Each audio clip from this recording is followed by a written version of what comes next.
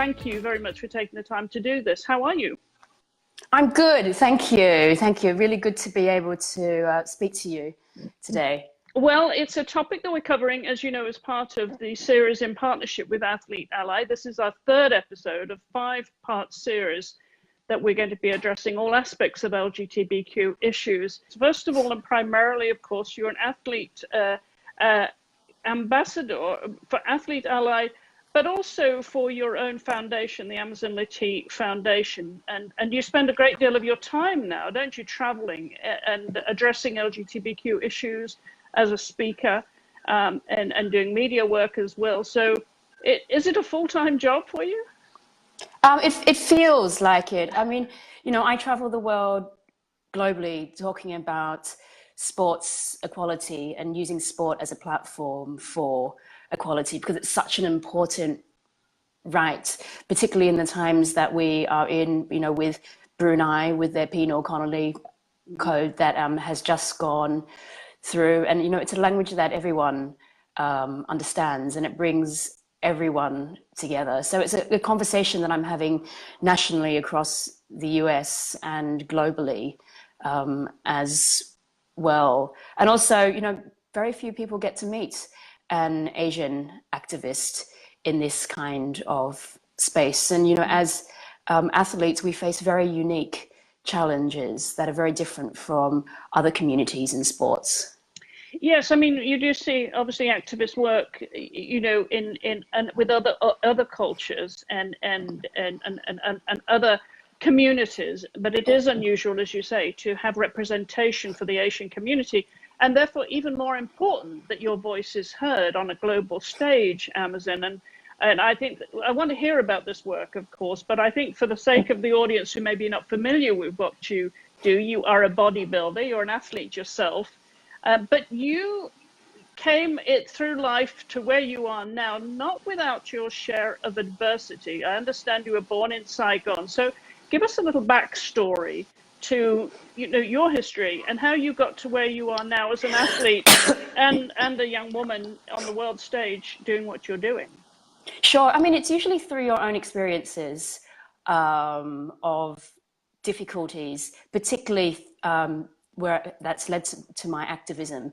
So I was born in Vietnam and I'm a transracial adoptee. So I spent a period of time in my formative years as a child and a young teenager in Australia. So I grew up in an all-white background. So I knew what it was like to feel different, to look different, and to feel very marginalized.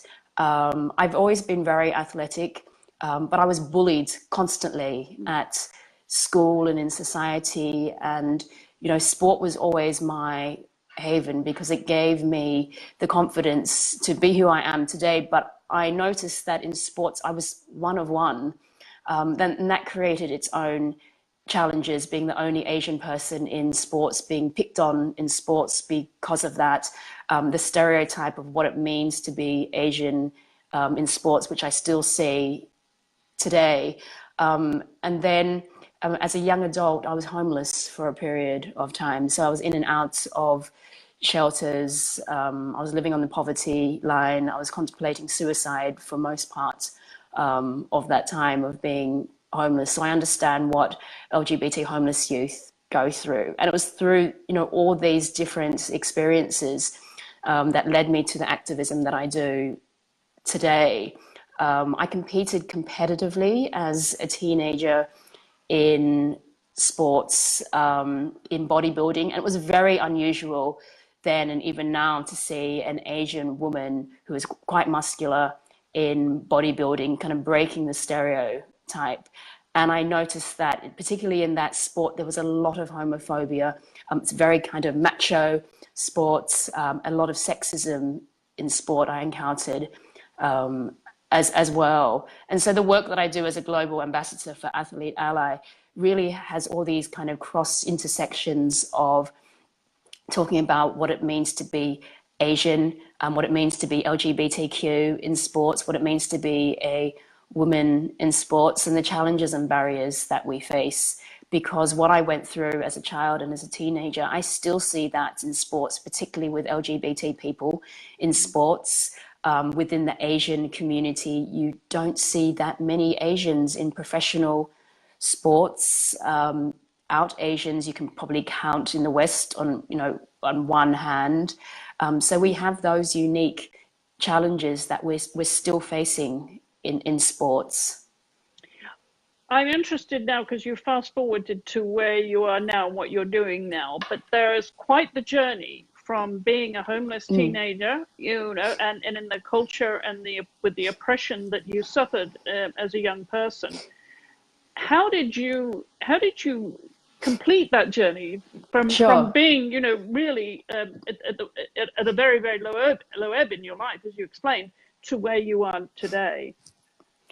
It was very, very difficult. I had a nervous breakdown during that kind of pulling myself out of that phase.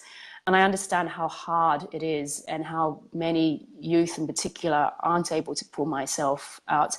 I really feel it was my connection through sports, going back to sports and going back to that athlete's mindset, because as an athlete, you have to push past pain barriers. You learn how to navigate very difficult situations, and it gives you very unique skills that those that aren't in sports have. And obviously now there's research now, particularly in the workplace, that if you hire someone who's been an athlete all their lives and even competed, they hold very unique skills that give them the edge in business. So it was going back through sports and my connection through sports that kind of led me through my difficult times. And, after I came out of that really difficult patch, I thought, where is my platform now in activism? And I understand the journey that, LGBT youth go through, homeless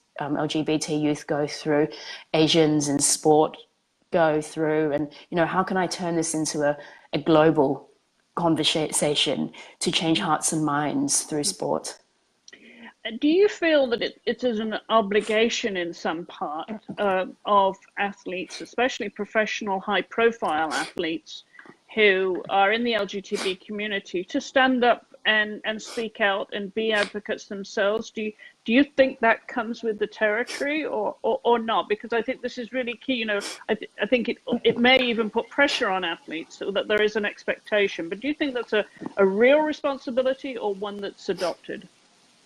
I really feel it's a real responsibility. We're in a different time now that athletes are as big as Madonna and Beyonce. You go onto their social media and they have millions of followers, if not more followers than some of the biggest pop stars in the world. So what they say matters, and the language that they use matters. Their fan base followers follow, what they say as well, and they can change hearts and minds by saying something positive, and if they say something negative, they can still change hearts and minds by that. I understand not every athlete wants to go into sports and be an activist, but they should really be aware of their platform, and particularly for the main factor that 99% of athletes are on social media and they do have a large following, so they really have to be aware of the language that they use. Locker room talk is not acceptable. Saying things like "that's so gay" or "you play like a girl," things like that are not acceptable either, because that has repercussions on the field. It has repercussions within their team, because their team members could be from the LGBT community, but just not out. So those words hurt. And then the fan base as well. Yes, absolutely. Of course, it is that ripple in the pond effect, isn't it? And it is the impact that one person can have. And I'm curious now as to where your main issues are focused. You mentioned, of course, what's happening in the Middle East there. Brunei is not the only country that has criminalized homosexuality. How do you choose which battles to fight, basically, Amazin? Sure. I choose what I know best, and I know what it is to be an Asian person, and I understand what it is to be Asian in sports and LGBTQ in sports. And when I look at what I went through in sports as a child and a teenager, and even now, you know, as a woman, as an Asian woman, as someone from the LGBTQ community, there are multiple layers of discrimination, bullying, and hate that I receive still through sports.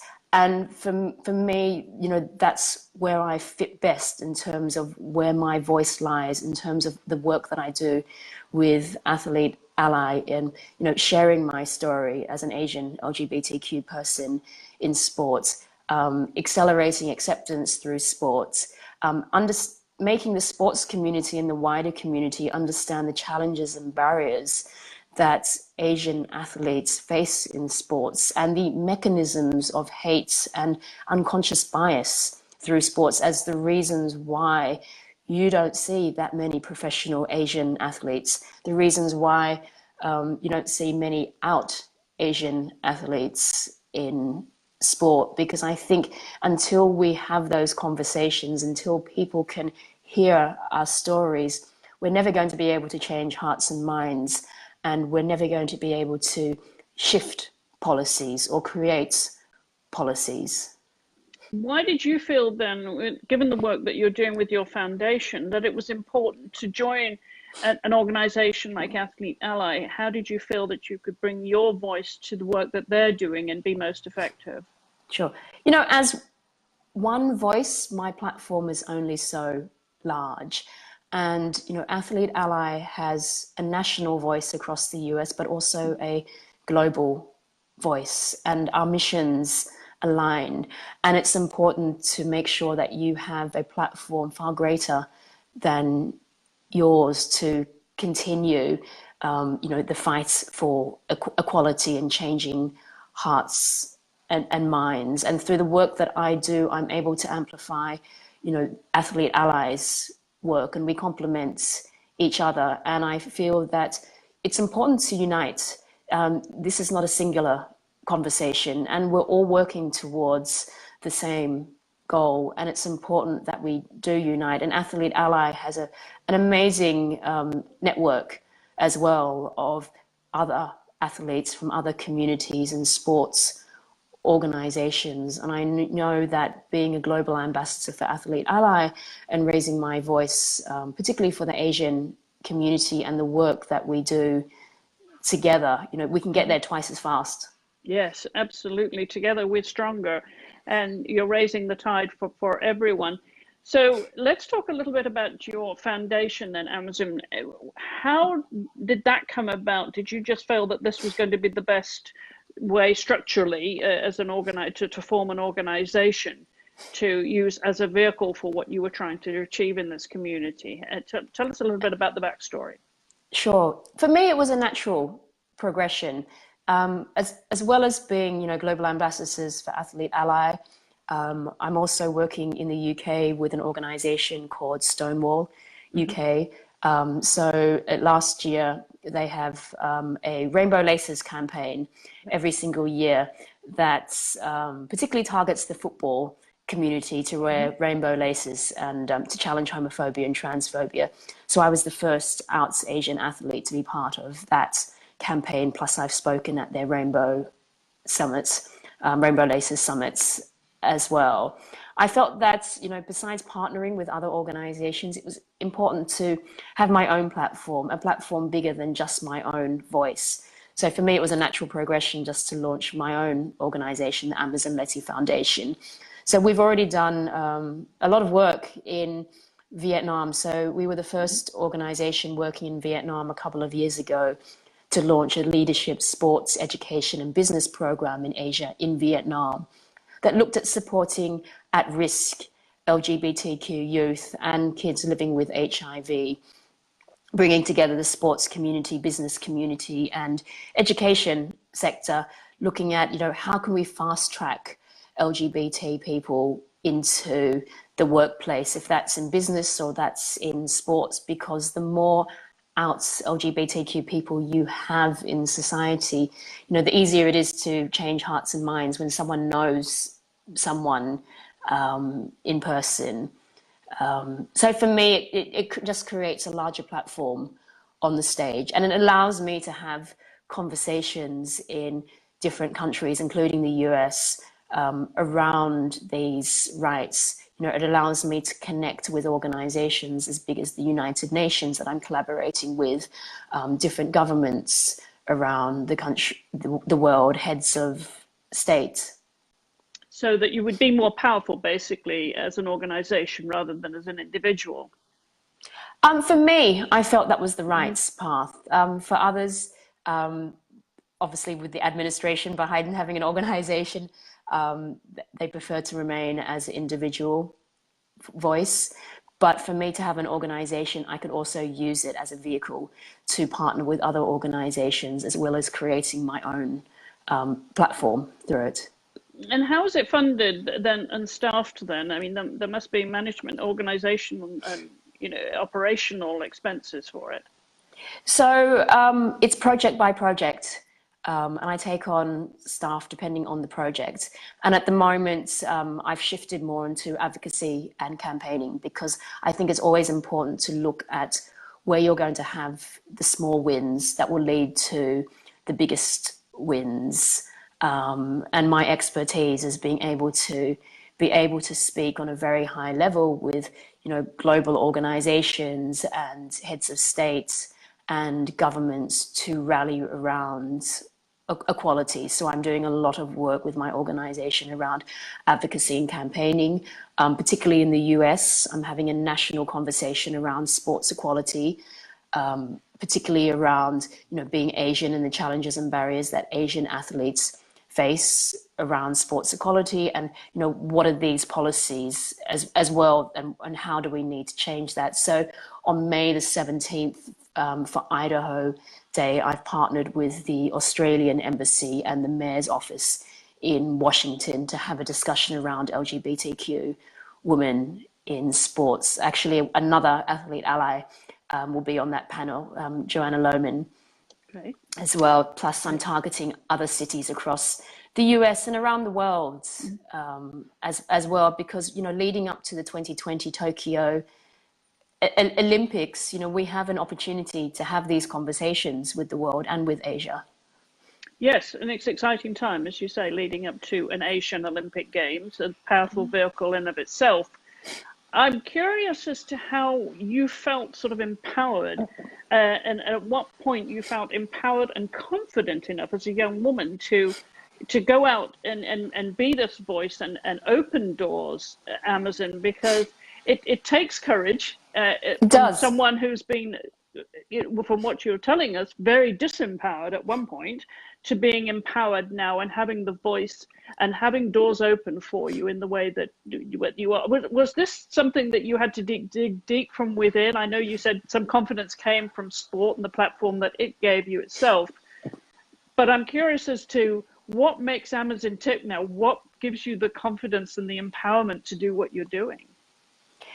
A lot of people ask me that because, I came from a place where I never had anyone that believed in me, and I felt very disempowered. And I think, being bullied and discriminated continually as a child really affected my self-worth. I had a very low self-worth. And, there's a story that I tell when I was a child that, my teacher made me stand up in the middle of the class. I must have been, 7 or 8, and made an example of me to all the classmates that out of all the kids that she knew, at most in life, I would be the one that was going to fail. And this is what failure looked like. And I just remember thinking, I don't want to be humiliated like that again. And I don't want any other child to go through that kind of pain and trauma that I went through as a child. And I think, when the bar is set very low for you, I think if I had a very different experience in life, I wouldn't be the person that I am today. And because no one really believed me, the bar was set so low that any inch above that was a success for me. And I always knew as a child that I wanted to make an impact, but I didn't know how. And I feel that, my life through sports gave me that confidence, and it empowered me to realize that I could do things beyond what I thought was capable, particularly as a bodybuilder, because you go into the gym and you see, a 300 pound rack and you think, can I squat that? I don't know, you know, and it's that kind of do or die moment that if I can, I can. If I not, I will fall on the ground and the bar will fall on top of me. So I learned a lot through bodybuilding in terms of goal setting, in terms of being able to achieve goals, in terms of being able to push past the barrier. And I think through what I went through in life, I just have this belief that I have nothing to lose and all to gain from the work that I do. You know, when you come from a place where no one really believed in who you were and the dreams that you had, well, for me, I got to that place then, well, I have nothing to lose then, because the bar was set so low anyway that any inch above that was a success. And I think through activism, you have to have this fearlessness in you, because it's about standing up to countries like Brunei and saying, I'm not going to take this inequality anymore. I don't have this fear in terms of what you would do or what you would say to me. And you have to have courage, because for the most part of my time, I spend time speaking to, you know, very global organizations, heads of state, people that have very different values from my values, and hoping that, you know, I will be able to change their hearts and mind and shift the needle. Well, you know, we often hear now, as there is so much work being done in this area, there are so many organizations for young girls, for young women, and you often hear the saying, you know, you can't be what you can't see. So I'm wondering for you then, as an Asian minority in the LGBTQ community, who were your role models? Who were your mentors? Who were you looking towards for, you know, that positive role model and the strength to help guide you? And it's true. How can you be what you can't see? And I never saw myself, so I never knew if the path that I had chosen in my mind was the right path, or if I could really achieve it. And I think through bodybuilding, I kind of latched on very kind of unique stories. And one of them was Arnold Schwarzenegger. Through bodybuilding, I thought, you know, who was very different, who had weird names, who came from a different country, who looked different, but who was able to be successful. So I looked at people like that. And then, you know, I loved, you know, the fantasy world. So I loved Walt Disney. And I used to read about, you know, those biographies of people that wanted to achieve extraordinary things, but found it very difficult because no one could believe the vision in their minds. So I latched onto those stories. And I think I always had this one big goal in mind as a child, that I wanted to make an impact, and I wanted to do that through sports. And if I just kind of held on to that goal, somehow I would be able to work towards it. And I didn't know how as a child. And obviously now I have that path. And so I'm very aware of my own platform and sharing my own story, because, you know, even now, you know, you don't hear about many Asian stories. I mean, in Hollywood, we still only make up 1% of leading roles. So at any given time, an Asian child most likely doesn't see themselves in the media. Most likely when they turn on to sports, don't see themselves. So they don't hear their stories, and they don't know if how they feel inside is normal, or if anyone feels the same way. So I feel that, you know, through what I've gone through, you know, I would be part of the problem if I didn't share my story, and if I also didn't share the challenges and barriers that Asian people are going through right now, who are LGBTQ and in sports. And are you partnering as an organization with any other organizations in the world? I mean, you mentioned Stonewall in the UK. You're an ambassador for Athlete Ally, but are there any other groups globally that you're partnering with to raise the voice collectively for these issues and then for the campaigns?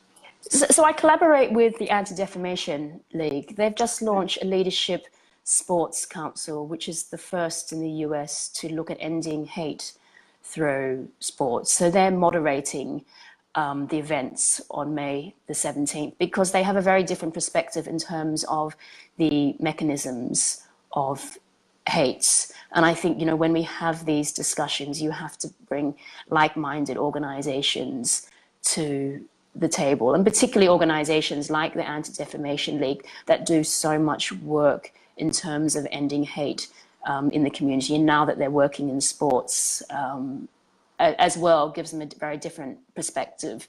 In the UK, I'm the board advisor for Queer Britain, and that's the first LGBTQ museum to launch in the UK, and the Vagina Museum, which is the world's first vagina museum that will champion, women's reproductive rights and women's rights. So with those organizations, we're looking at, how can we share Asian stories and different stories. So with Queer Britain, I'm working on Virtually Queer with them. So it will be the first time that Asian LGBTQ stories will be shared in the UK through their Virtually Queer project. And after that, we're looking at, LGBTQ sports as well. Outside of that, I'm also the ambassador for an organization called Vietnam Relief, and they support poor communities in Vietnam. And I think, particularly in developing countries, young girls need to see mirror images of themselves, because we're seen, even in the West, as, second-class citizens, and there's so much, gender inequality through sports, through the gender pay gap, and just how women are seen in sports. And, many young girls in developing countries just don't get those opportunities to participate in sports like boys do. So I make sure that with my work through Vietnam Relief Services that I share my story, and that I make sure that, girls can be fast-tracked into education and sports. And I'm working with the United Nations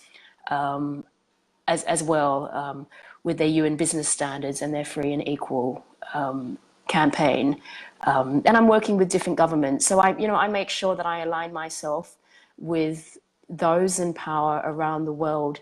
That's our policy and change makers, because it's not enough just for us to have a conversation within ourselves. We need to know that who else is at the table, that, we can then change hearts and minds. And I make sure that, I have these discussions with other athletes as well, because, so many times when an Asian athlete steps out into the field, we're one as one. And it's a very lonely and isolating place to be. So we need to know that other athletes from other communities will be our allies as well. So if something happens in terms of homophobia, transphobia, racism, sexism, or xenophobia, we need to know that our teammates are our allies, just as much as sports organizations, coaches, and the fan base. Yeah, absolutely. I was going to ask you, you mentioned the Vietnam organization that you partner with, that Vietnam Relief. If you get a chance to go back to Vietnam and so that athletes or young people can see you, and have that connection with you, is that also on your agenda? I mean, you travel extensively, of course, but I'm wondering how much time you get to go back and the value that brings. Obviously, it works both ways, doesn't it?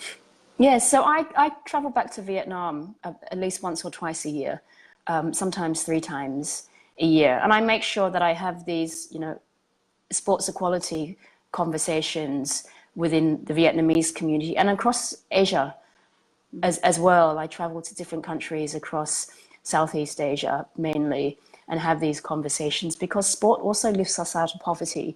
And for the most part in developing countries, if that's in Asia or Vietnam or even, in places in Africa, you will find that when you speak to an athlete, most probably they may have come from poverty, and sport lifted them out of poverty and gave them, a fast track to a career, to education, and to ongoing opportunities, and for many to be able to see the world as well, to give them a global platform. So I make sure that, I engage as much with the community and share my story and, create opportunities and have those conversations with the community, and particularly with youth, that, you know, you can see sport as an avenue to success. And, you know, if at some point you want to stand back from sports, those unique skills that you receive through sports will carry over to the rest of your life.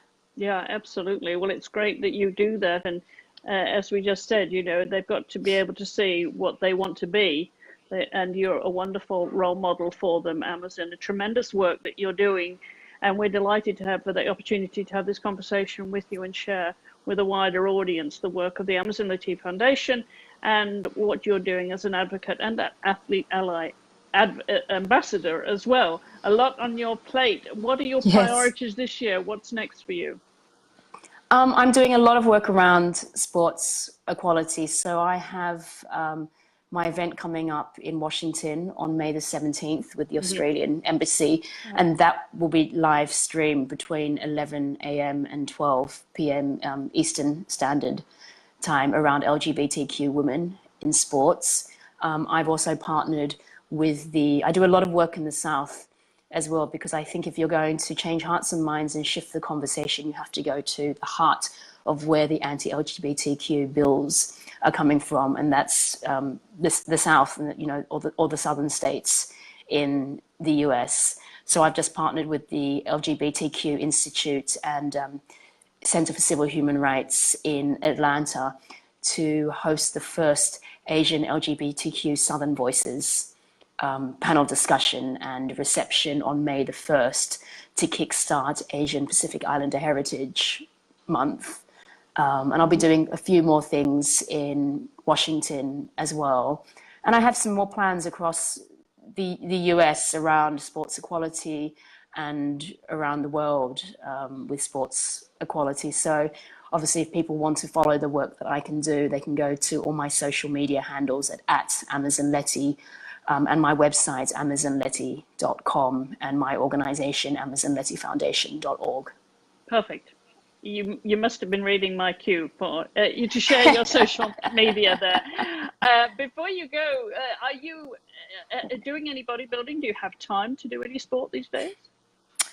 So I've retired from competing competitively in bodybuilding and athletics. You know, my main focus is advocacy and campaigning around sports equality, and obviously the work that I continue to do with, you know, Athlete Ally, and we hope to do some more things together over the next year. But I am training now to compete in a new sport, which reminds me of being in bodybuilding, because I'm training in competitive shooting, and it's predominantly a all-male whites sports, and it's exactly, you know, the sport that I went into, bodybuilding, which was dominated by all men of a certain age and all white. So, you know, you don't see, I don't know of any out LGBTQ person in competitive shooting, and let alone an Asian person. So I'm in training now, and I hope to start competing what kind of over shooting? the next air pistol shooting. Oh, okay. But I'm also training in firearms as well, handgun shooting, because it's important to start with the harder gun before moving over to air pistol shooting. So I'm looking at doing some local events in the South, and then hopefully some national events, and then, you know, all being well, my dream goal would be to compete for Vietnam in the Southeast Asian Games, and if I can, to the Olympics. But I feel that, you know, training in sports, and even just training to think of competing again, it's just a different kind of mindset that you need, and it continually, you know, builds your unique skill base as an athlete, and allows me, competing in a different sport allows me to continue the conversation across different sports, because, you know, as a woman, as an Asian woman, as someone from the LGBTQ community, you know, we can train in any sport. Absolutely. And I think the more conversations that we have across different sports, you know, the quicker that we can change hearts and minds. Yeah, definitely. Well, good to know that you're shooting. If you'll come my way, I'll practice with you anytime. So whatever you like. I mean, I grew up with shotguns, but over here I learned to shoot handguns. So I'm always ready for a competition. And also, Yes.